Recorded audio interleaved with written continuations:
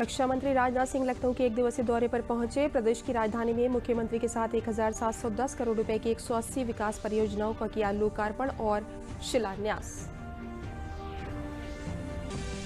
मुख्यमंत्री योगी आदित्यनाथ जन्माष्टमी पर मथुरा में जन्मोत्सव कार्यक्रम में हुए शामिल। कहा, ब्रज के 7 स्थलों को घोषित किया गया है तीर्थ। मुख्यमंत्री ने श्री कृष्ण जन्मस्थान में किया दर्शन पूजन।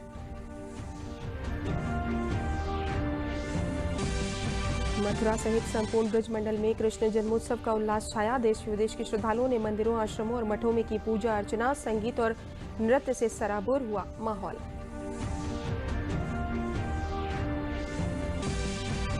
और टोक्यो पैरालंपिक में कल का दिन भारत के लिए रहा बेहद शानदार। भारत ने 2 स्वर्ण सहित 5 पदक जीते। पैराशूटर अवनी लेखरा और जेवलिन थ्रोअर सुमित अंतल ने जीता स्वर्ण।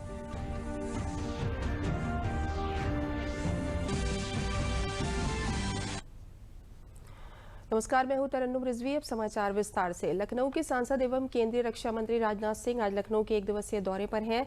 रक्षा मंत्री ने चौक में 1710 करोड़ रुपए लागत की Jyotiba Phule multi level parking और 180 अन्य विकास परियोजनाओं का मुख्यमंत्री योगी आदित्यनाथ के साथ लोकार्पण व शिलान्यास किया। एक अन्य कार्यक्रम में रक्षा मंत्री राजनाथ सिंह राजस्थान के पूर्व राज्यपाल और प्रदेश के पूर्व मुख्यमंत्री कल्याण सिंह की श्रद्धांजलि सभा में सम्मिलित होकर उन्हें श्रद्धा सुमन अर्पित करेंगे।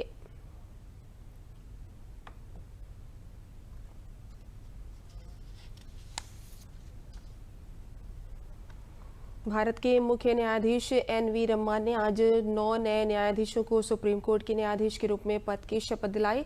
सुप्रीम कोर्ट के इतिहास में ये पहला मौका था जब 9 न्यायाधीशों ने एक साथ पद की शपथ ली। शपथ लेने वाले 9 नए न्यायाधीशों में जस्टिस अभय श्रीनिवास ओका, विक्रमनाथ, जितेंद्र कुमार माहेश्वरी, हिमा कोहली और बी.वी. नागरत्ना शामिल हैं। इसके अलावा Justice C T. Ravi Kumar, M M. Sundaresh, Bela Madhurya Trivedi और पी.एस. नरसिम्हा को भी पद की शपथ दिलाई गई।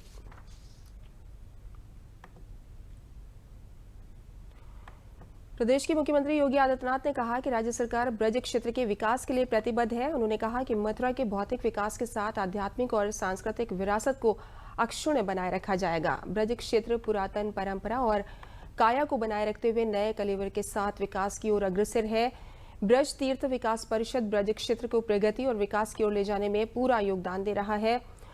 मुख्यमंत्री सोमवार को जनपद मथुरा में श्री कृष्णोत्सव 2021 कार्यक्रम को संबोधित कर रहे थे। उन्होंने कहा कि आज का दिन हम सभी के लिए बहुत पवित्र है। आज ही के दिन योग माया का प्रकटीकरण हुआ था।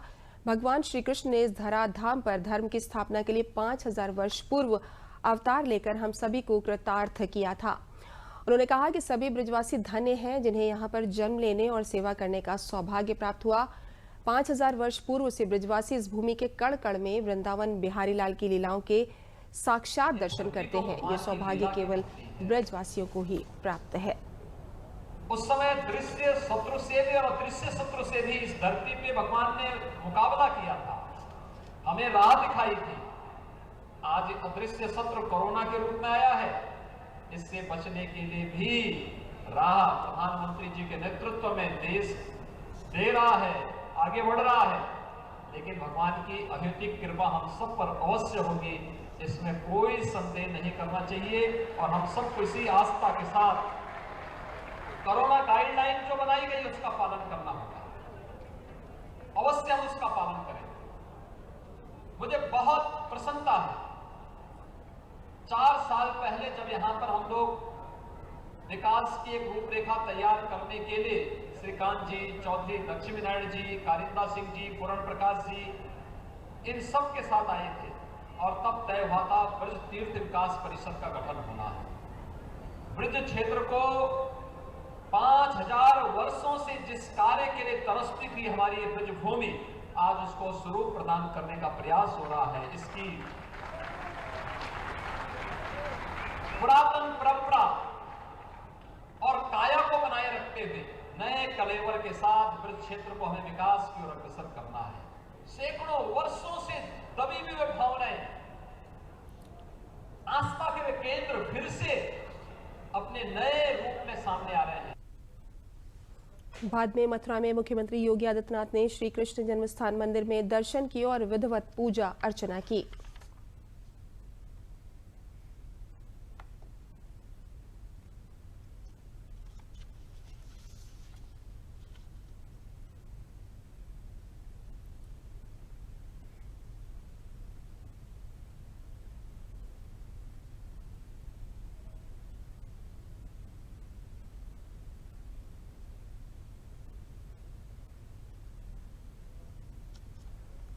मथुरा सहित संपूर्ण ब्रजमंडल में श्री कृष्ण जन्माष्टमी की धूम मच रही है। मध्य रात में भगवान कृष्ण के जन्म होने के साथ ही मथुरा के श्री कृष्ण जन्म स्थान पर घंटे, घड़ियाल, ढोल, नगाड़े, झांझ, मजीरे और मृदंग बज उठे। शंख की आवाज के साथ मंगल ध्वनि गूंजने लगी। हरि बोल के जयकारों के साथ ही कृष्ण भक्त नाच उठे। संपूर्ण मंदिर परिसर अजन्मे के जन्म के उत्साह में सराबोर हो गया। संगीत के साथ में तिथि अष्टमी भाद्रपद जन्मे कृष्ण मुरार, प्रगटे आधी रात को, सोए पहरेदार के पदों की गूंज सुनाई देने लगी। श्री कृष्ण जन्माष्टमी पर हजारों भक्त ठाकुर जी के दर्शन कर भाव विभोर हो गए। ब्रजमंडल के ठाकुर बांके बिहारी जी मंदिर, ठाकुर प्रियाकांत जू मंदिर, अक्षय पात्र के चंद्रोदय मंदिर, राधा वल्लभ मंदिर, मथुरा के द्वारिकाधीश मंदिर सहित प्रमुख मंदिरों में भगवान श्री कृष्ण के जन्मोत्सव का उत्सव छाया रहा। विदेशी श्रद्धालुओं ने भी उत्साहपूर्वक श्री कृष्ण जन्माष्टमी का पर्व मनाया। श्री कृष्ण जन्माष्टमी पर मथुरा में लघु भारत की झलक देखने को मिली। जन्माष्टमी पर सामाजिक संस्थाओं ने जगह जगह भंडारे लगाए और प्रसाद वितरण किया और बहुत अच्छे से लोग दर्शन पा रहे हैं। देश में कोरोना की स्थिति पर नजर डालते हैं। स्वास्थ्य एवं परिवार कल्याण मंत्रालय के मुताबिक देश भर में पिछले 24 घंटों में 30,941 नए मामले दर्ज किए गए।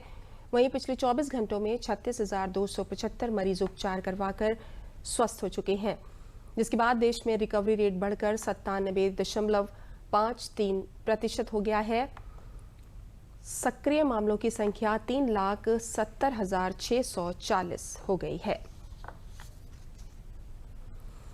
कोरोना के खिलाफ देश में टीकाकरण अभियान तेजी के साथ जारी है। स्वास्थ्य मंत्रालय के अनुसार देश में अब तक टीकों की 64 करोड़ 5 लाख से अधिक खुराकें दी जा चुकी हैं। वहीं पिछले 24 घंटों में देश में टीके की 59,62,000 से अधिक खुराकें दी गईं। देश में ऊर्जा की आपूर्ति को सुनिश्चित करने के लिए सरकार ने कोयले की उपलब्धता को लेकर समीक्षा बैठक की। ऊर्जा सचिव आलोक कुमार ने समीक्षा बैठक में सभी ऊर्जा संयंत्रों को निर्देश जारी किए कि पावर डिमांड को पूरा करने के लिए उचित कदम उठाए जाएं। एनटीपीसी ने भी इस बारे में अपनी तैयारियां शुरू कर दी हैं। केंद्रीय ऊर्जा सचिव ने देश में सभी थर्मल पावर प्लांट्स की क्षमता और उसके सामने चुनौतियों को लेकर सभी स्टेक होल्डर्स के साथ चर्चा की। देश में ऊर्जा की उपलब्धता सुनिश्चित करने के लिए पावर प्लांट्स को निर्देश जारी किए गए कि कोयले की आपूर्ति में कोई बाधा न आए और बंद पड़े संयंत्रों को फिर से चालू किया जा सके। ऊर्जा मंत्रालय ने एक अहम फैसला लेते हुए 26 ऊर्जा संयंत्रों से लगभग 1.77 लाख टन कोयला मुक्त करने का निर्देश जारी किया है। 15 दिनों से अधिक भंडार वाले संयंत्रों से सुपर क्रिटिकल और क्रिटिकल कोयला भंडार वाले संयंत्रों को उपलब्ध कराया जा रहा है। एनटीपीसी दराली पाली की दूसरी इकाई में 1 सितंबर से वाणिज्यिक संचालन शुरू होगा, जिससे कुल उत्पादन क्षमता में 800 मेगावाट का अतिरिक्त उत्पादन जुड़ जाएगा। दामोदर घाटी निगम एक सप्ताह के भीतर कोल इंडिया को 1200 करोड़ रुपए की बकाया राशि का भुगतान करेगा, जिससे कोयले की आपूर्ति में वृद्धि होगी। इसके चलते डीवीसी संयंत्रों से बिजली उत्पादन में वर्तमान में 61% की स्तर की तुलना में 90% तक की वृद्धि हो जाएगी। 1000 मेगावाट की क्षमता का कुडनकुलम परमाणु ऊर्जा संयंत्र 2 सितंबर 2021 से पहले दोबारा चालू हो जाएगा, जिससे कोयले पर दबाव कम होगा। इसके साथ ही एनएलसी ओडिशा स्थित अपनी तालाबीरा कोयला खानों से कोयले के उत्पादन में वृद्धि करेगा, जिससे इच्छुक जेनकोस को आपूर्ति की जा सके। उधर एनटीपीसी ने भी देश में ऊर्जा की बढ़ती मांग के बीच अपने उत्पादन में 23% की बढ़ोतरी की है। कोयले की सप्लाई सुनिश्चित करने के लिए कोल इंडिया और रेलवे से लगातार संपर्क रखा जा रहा है। साथ ही कंपनी ने 2.7 लाख मीट्रिक टन कोयले के आयात की प्रक्रिया भी तेज शुरू कर दिया है। एनटीपीसी की दरली-पल्ली संयंत्र को 1 सितंबर से चालू कर दिया जाएगा। अच्छी खबर यह भी है कि नवेली की 500 मेगावाट की एक इकाई जो अब तक बंद थी, 1 सितंबर 2021 से वापस सेवा में आ जाएगी। एक दूसरी 250 मेगावाट की इकाई में वार्षिक ओवरहॉलिंग का काम चल रहा है और ये 10 सितंबर 2021 तक उत्पादन करने की स्थिति में आ जाएगी। इसके साथ ही पश्चिमी तट पर स्थित मुंद्रा ऊर्जा संयंत्र की उत्पादन क्षमता लगभग 6000 मेगावाट है। इस थर्मल पावर प्लांट में करीब 30 दिनों का कोयला भंडार है, लेकिन पीपीए से संबंधित मुद्दों की वजह से बिजली की आपूर्ति नहीं हो पा रही। इन मुद्दों को हल करने के लिए बिजली मंत्रालय ने सोमवार को भी कई बैठकें की, जिससे कि इन इकाइयों से बिजली की आपूर्ति शुरू हो सके और कोयले पर घरेलू मांग का दबाव कम किया जा सके।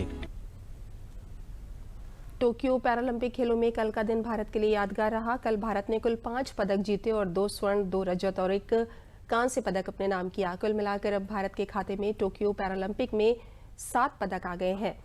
ये पैरालंपिक खेलों के इतिहास में सबसे सर्वश्रेष्ठ प्रदर्शन है। 30 अगस्त सोमवार का दिन टोक्यो पैरालंपिक खेलों में भारत के लिए उपलब्धियों से भरा रहा। अवनी लेखरा और सुमित अंतिल ने भारत को स्वर्ण पदक दिलाए। ये पहला मौका है जब ओलंपिक या पैरालंपिक जैसे बड़े खेल आयोजन में भारत ने एक ही दिन में 2 स्वर्ण पदक अपने नाम किए। भारत के सुमित अंतिल ने जैवलिन थ्रो की F64 कैटेगरी में स्वर्ण पदक अपने नाम किया। सुमित ने 68.55 मीटर के थ्रो के साथ विश्व रिकॉर्ड बनाते हुए स्वर्ण पदक जीता।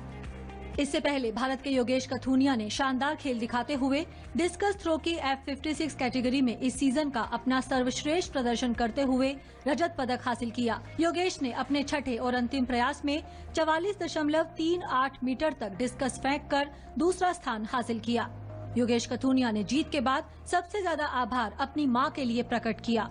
बहुत अच्छा लग रहा है मुझे कि मैं सिल्वर मेडल जीता हूँ और मेरा डेब्यू था, तो मुझे खुशी हो रही है इस चीज़ की बहुत ज़्यादा। मैं थैंक यू सबसे पहले तो साईं को करना चाहता हूँ, PCI को, और अपनी मम्मी को सबसे ज़्यादा, जिसने मुझको बहुत ज़्यादा सपोर्ट करा था।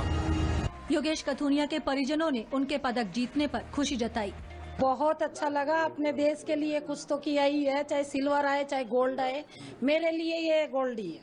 उसने पूरा ये बोला, पापा मैं बेस्ट दिख रहा हूँ अपना, और खाली हाथ में बिल्कुल लौटूंगा नहीं, जो भी है मैं चाहे कुछ भी है लेकर पक्का आऊंगा, मेडल ही लेकर आऊंगा। मेरे को पूरा वादा करके गया था। खेल में तो हार जीत तो लगी रहती है, और ये मेडल लेकर आया, अपने देश के लिए मेडल लेकर आया और अपने परिवार का नाम ऊंचा करा। अनुभवी भाला फेंक खिलाड़ी देवेंद्र झाझरिया और सुंदर सिंह गुर्जर ने शानदार प्रदर्शन करते हुए जैवलिन थ्रो के F46 इवेंट में देश के खाते में 2 पदक डाले। देवेंद्र झाझरिया ने इस इवेंट में रजत पदक हासिल किया, वहीं सुंदर सिंह गुर्जर ने कांस्य पदक अपने नाम किया। देवेंद्र ने 64.35 के थ्रो के साथ रजत पदक पर कब्जा जमाया। देवेंद्र इससे पहले साल 2004 के एथेंस पैरालंपिक और साल 2016 के रियो पैरालंपिक में स्वर्ण पदक हासिल कर चुके हैं। देवेंद्र झाझरिया के परिवार ने उनकी इस उपलब्धि पर बेहद खुशी जताई। बहुत बड़ा अचीवमेंट सर, और बहुत ज़्यादा खुशी है, वो खासकर इसलिए कि इस एज में और इतना कुछ करना बहुत बड़ी मायने की बात है। लगातार 20-22 साल से इंटरनेशनल खेल रहे हैं, 2002 से, और तब से लगातार मेडल में रहे हैं। अब इस मुकाम पे आके और इस इतना लंबा अंतर्राष्ट्रीय लेवल पे खेलने के बाद अगर आप इतना हासिल करते हो तो उसे बहुत ज़्यादा खुशी होती है। खुशी इतनी है कि बयां ही नहीं कर सकते। एक तो ओलंपिक में हैट्रिक बनाना बहुत बड़ा काम है। मेडल तो इंटरनेशनल लेवल पे उन्होंने शायद 18 साल से लगातार लेते आ रहे हैं, लेकिन ओलंपिक में 3 बार मेडल लेना बहुत बड़ी बात है। बहुत बढ़िया लग रहा है। अच्छा, हाँ, खुश है? खुश खूब है। अच्छा, आपके लिए बहुत बढ़िया काम कराया बेटा था। सुंदर सिंह गुर्जर ने 64.01 मीटर का थ्रो कर देश की झोली में कांस्य पदक डाला। सुंदर सिंह गुर्जर ने 2019 में विश्व पैरा एथलेटिक्स चैंपियनशिप में शानदार प्रदर्शन करते हुए स्वर्ण पदक हासिल किया था और वहीं से उन्होंने टोक्यो पैरालंपिक का टिकट भी कटाया था। आज मैं बहुत खुश हूँ कि आज ओलंपिक के अंदर मैंने मेडल जीता है। 2016 रियो ओलंपिक में मेरा 5 सेकंड लेट होने के कारण मैं लेट हो गया था, डिस्क्वालीफाई हो गया था, और आज 2020 ओलंपिक में ब्रॉन्ज मेडल जीता है। मुझे बड़ी खुशी है कि अपने 2 मेडल इंडिया के आए, तो मैं धन्यवाद देना चाहता हूँ प्रधानमंत्री श्री नरेंद्र मोदी जी का, जिन्होंने इतना मोटिवेट किया है, इतना सहयोग किया है। मैं धन्यवाद देना चाहता हूँ साई का और PCI का, उन्होंने भी टॉप से स्कीम के तहत हमें काफ़ी मदद की, इसलिए मैं सभी को धन्यवाद देना चाहता हूँ, सभी देशवासियों को धन्यवाद देना चाहता हूँ जिन्होंने इतनी प्रे किया हमारे। ये पैरालंपिक खेलों के इतिहास में भारत का अब तक का सर्वश्रेष्ठ प्रदर्शन है। इससे पहले रियो पैरालंपिक में भारत ने 4 पदक जीते थे। रियो में भारत ने 2 स्वर्ण, 1 रजत और 1 कांस्य पदक अपने नाम किया था। Sports desk, DD news. प्रधानमंत्री नरेंद्र मोदी ने ऐतिहासिक जीत के बाद सुमित से बात कर उन्हें बधाई दी। सर नमस्ते। Thank you so much sir. आपने देश का नाम रोशन किया। Thank you so much sir. जीवन में इतनी कठिनाइयों के बाद भी आपने इस प्रकार से जीवन को टाला है। जी सर। देश के नौजवानों को बहुत बड़ी प्रेरणा मिलेगी। जी सर। मेरी तरफ से बहुत बधाई आपको। Thank you so much sir. आपको तो परिवार में भी संकट है, तो भी आप सपने पूरे कर रहे हो, बहुत बड़ी बात है। Thank you so much sir. आपको और पूरी टीम को मेरी तरफ से बधाई हुई है। जी सर। आपके कोचेज को, आपके सभी sir, thank you so much sir.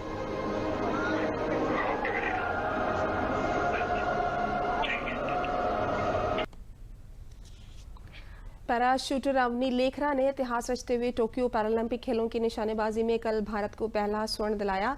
Avani Lekhara ने 10 metre air rifle standing event में 249.6 के शॉट के साथ स्वर्ण पदक अपने नाम किया।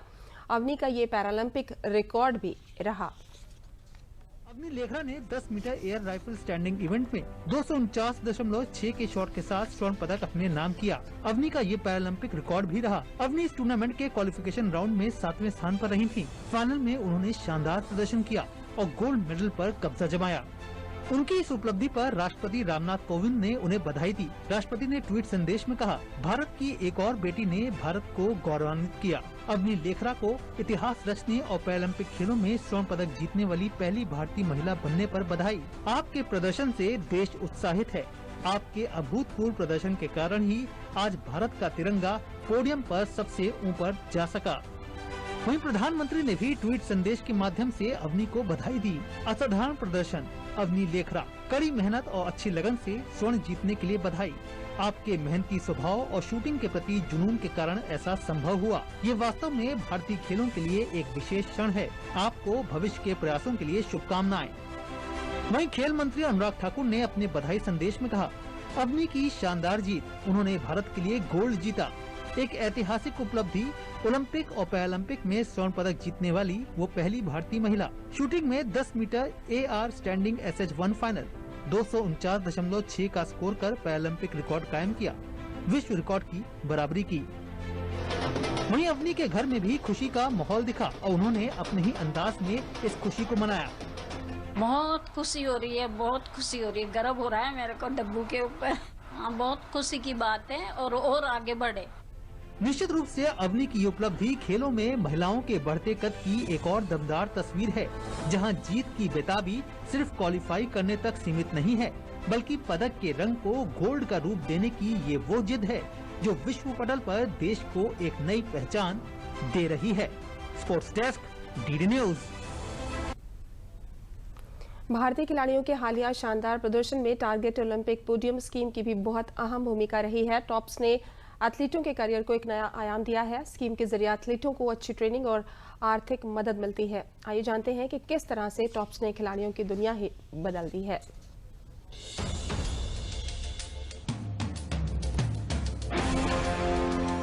टोक्यो ओलंपिक में अब तक के सबसे बेहतरीन प्रदर्शन के बाद अब टोक्यो पैरा ओलंपिक में भी हमारे खिलाड़ियों ने पदकों के मामले में अब तक के सारे रिकॉर्ड तोड़ दिए हैं। ओलंपिक में आए इस बेहतरीन प्रदर्शन में एक पहल जिसने सबसे ज्यादा अहम भूमिका अदा की वो रही टारगेट ओलंपिक पोडियम स्कीम यानी टॉप्स।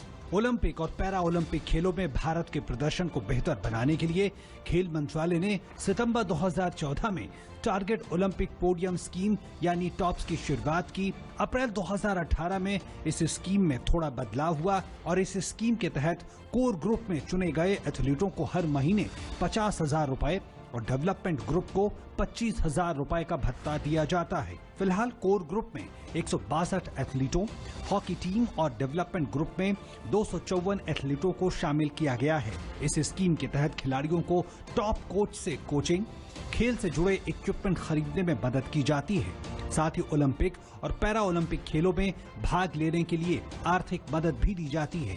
इसके अलावा खिलाड़ियों को सपोर्ट स्टाफ जैसे फिजियोथेरेपिस्ट और फिजिकल ट्रेनर्स भी दिए जाते हैं। इस स्कीम के तहत सरकार ने 2018-19 में 14 करोड़ से ज्यादा खर्च किए।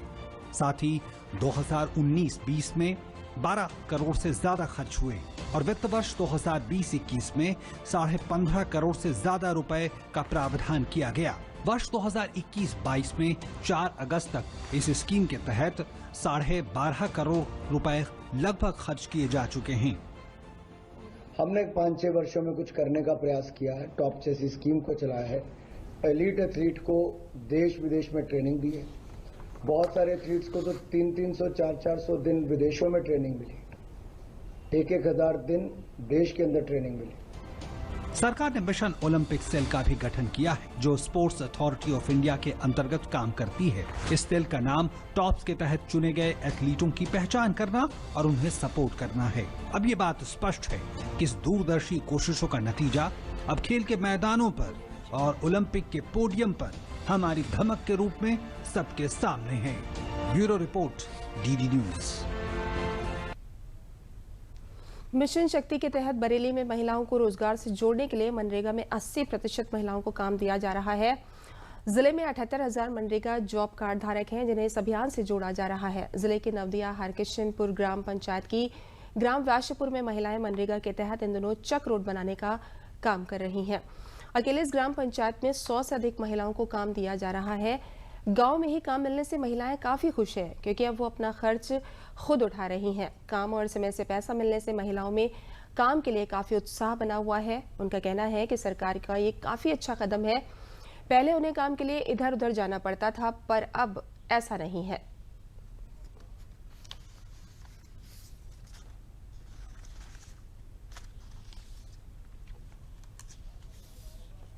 मिशन शक्ति 3.0 के अंतर्गत ग्रामीण क्षेत्र में मनरेगा योजना के अंतर्गत महिलाओं को रोजगार से जोड़ने का प्रयास किया जा रहा है। इसके अंतर्गत जो स्वयं सहायता समूह की एक्टिव सक्रिय महिलाएं हमारी हैं, उनको रोजगार दिया जा रहा है मेड के रूप में प्रशिक्षित करके। साथ ही मनरेगा योजना के अंतर्गत अक्टूबर तक 100 दिन का रोजगार इन महिलाओं को लगभग 10,000 महिलाओं को देने का प्रयास यहाँ पर चल रहा है। और परिवार में जो व्यक्तिगत लाभ योजना है, उसमें प्रमुखता से लाभार्थी महिलाओं को बनाया जा रहा है, जिससे कि रोजगार से जुड़ करके महिलाएं आर्थिक रूप से सशक्त होकर के इस मिशन शक्ति अभियान में अपनी पहचान बना सकें। मेरे गांव में ये नरेगा का काम चल रहा है। ये नरेगा मिशन शक्ति इसका काम चल रहा है, उसमें मैं काम करती हूँ और गांव में ही काम मिल जाता है, उससे मैं अपना गुजारा करती हूँ। और मोदी जी ने जो योजना चलाई है औरतों के लिए, वो बहुत अच्छी हैं। मेरा नाम सोनी है, बैसपुर में रहने वाली हूँ। नरेगा काम चल रहा है बैसपुर में, काम भी अच्छी तरह से चल रहा है और समय से पैसा भी मिल जाता है। सरकार बहुत सुविधा दे रही है, बाली बच्चे का खर्चा भी चल जाता है। मेरा नाम सरला पटेल है, मैं मनरेगा में काम करती हूँ। मेरे गांव का नाम बैसपुर है। मुझे काम टाइम से मिलता है, मैं अपने बच्चों का पालन पोषण करती हूँ और मैं सरकार की तरफ से ये काम मिला है। मैं अपने गांव में 100 दिन का काम करती हूँ, काम मुझे मिलता है, अच्छा मिलता है, इसलिए मैं करने आती हूँ और सभी बहनें मिलकर करती हैं। नेपाल के पहाड़ी इलाकों और भारत के तराई क्षेत्र में लगातार हो रही बारिश से महाराजगंज जनपद के निचलौल और नौतनवा तहसील क्षेत्र के कई दर्जन गांव बाढ़ के पानी से पूरी तरह घिर चुके हैं। वहीं गांव में कई फुट पानी घुस जाने से ग्रामीणों सहित पशुओं को भारी समस्याओं का सामना करना पड़ रहा है। लोग अपनी छतों और ऊंचे स्थानों पर रहने को मजबूर हो गए हैं। वहीं कई लोग पलायन कर दूसरी जगहों पर चले गए हैं। बाढ़ के पानी से हजारों एकड़ फसल जलमग्न हो गई है। प्रशासन द्वारा बाढ़ और बचाव के लिए एनडीआरएफ और पीएससी की कई टीमें लगाई गई हैं, जो लोगों तक खाने पीने का सामान व दवाएं पहुंचा रही हैं। प्रशासन द्वारा बाढ़ में फंसे लोगों को निकालने का काम भी लगातार जारी है। वहीं डीएम व एसपी ने बाढ़ से घिरे कई गांवों का दौरा कर राहत सामग्री वितरित की और ग्रामीणों की समस्याएं सुनकर अधिकारियों को फौरन निस्तारित करने के दिशा निर्देश दिए।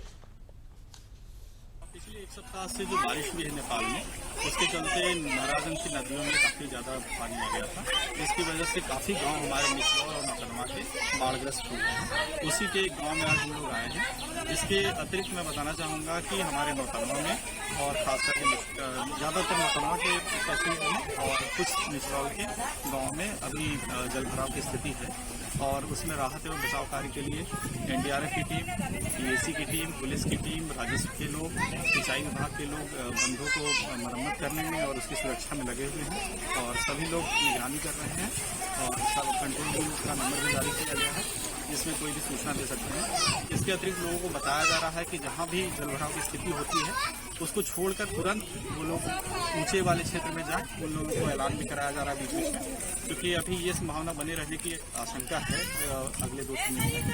तो इसके दृष्टिगत सभी लोगों को राहत एवं बचाव कार्य भी किया जा रहा है और उनको सतर्क किया जा रहा है। देश की स्वतंत्रता के 75 वर्ष के उपलक्ष्य में देश आज़ादी का अमृत महोत्सव मना रहा है, जिसमें देश के सभी नागरिकों के साथ सभी सरकारी विभाग हिस्सा ले रहे हैं। इसी कड़ी में आज लखनऊ में आयकर विभाग द्वारा साइक्लोथॉन का आयोजन किया गया। साइकिल यात्रा में विभाग के सभी अधिकारियों और कर्मचारियों ने हिस्सा लिया। ये यात्रा शहर के मुख्य रास्तों से होते हुए वापस कार्यालय पर समाप्त हुई। इस यात्रा के माध्यम से लोगों को देश के निर्माण में किसी न किसी रूप में अपना योगदान देने का संदेश दिया गया।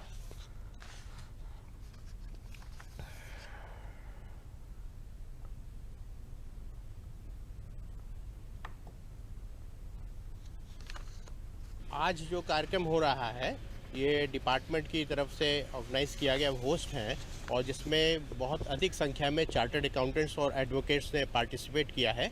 और ये जैसा कि आप पीछे देख रहे हैं, ये आज़ादी का अमृत महोत्सव 75 इयर्स, उसके लिए ये आयोजन किया जा रहा है।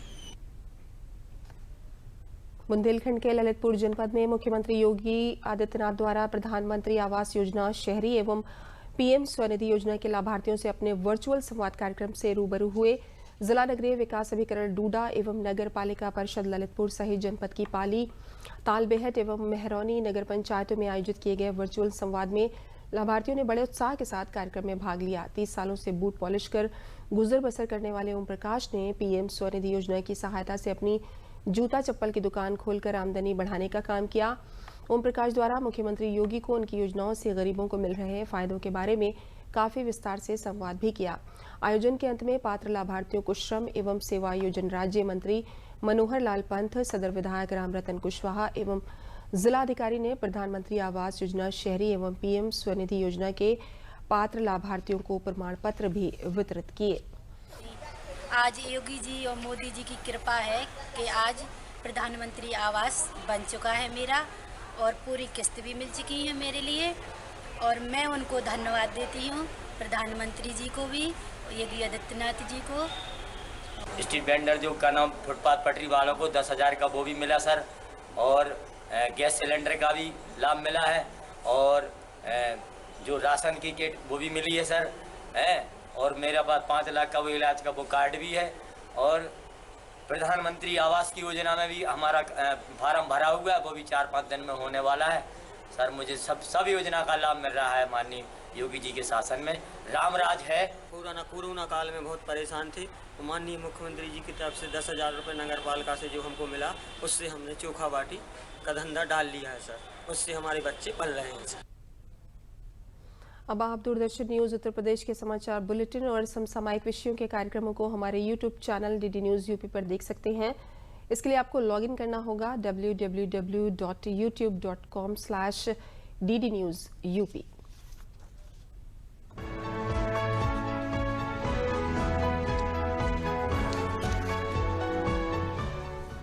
अब आप दूरदर्शन न्यूज उत्तर प्रदेश के समाचार बुलेटिन और समसामयिक विषयों के कार्यक्रमों को हमारे YouTube channel DD news UP पर देख सकते हैं।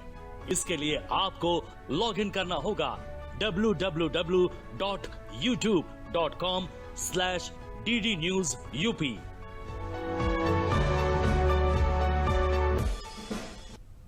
अंत में प्रमुख समाचार एक बार फिर।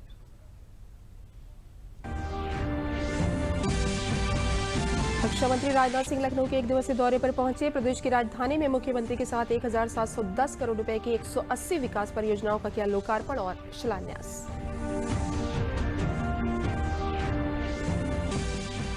मुख्यमंत्री योगी आदित्यनाथ जन्माष्टमी पर मथुरा में जन्मोत्सव कार्यक्रम में हुए शामिल। कहा, ब्रज के 7 स्थलों को घोषित किया गया है तीर्थ। मुख्यमंत्री ने श्री कृष्ण जन्मस्थान में किया दर्शन पूजन।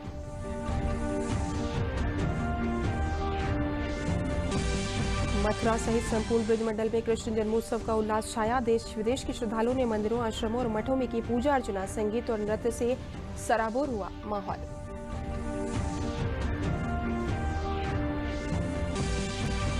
और टोक्यो पैरालंपिक में कल का दिन भारत के लिए रहा बेहद शानदार। भारत ने 2 स्वर्ण सहित 5 पदक जीते। पैराशूटर अवनी लेखरा और जेवलिन थ्रोअर सुमित अंतल ने जीता स्वर्ण।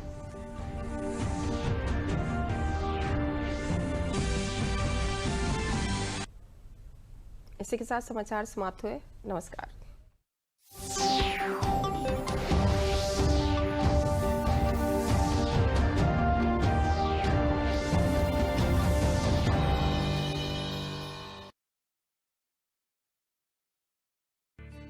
अरे मोहन, खेत की निगरानी हो रही है? हाँ साहब।